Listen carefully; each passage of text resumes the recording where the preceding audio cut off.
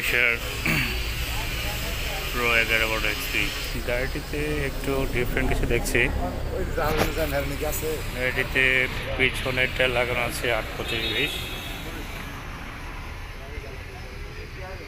8/25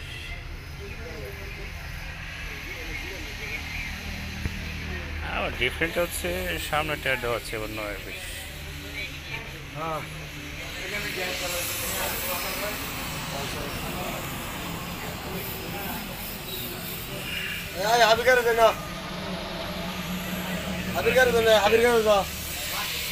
আসলে ডিফারেন্ট তো দেখলাম, এটা সুযোগ মানে সুবিধাটা কি সেটা একটু জানলাম।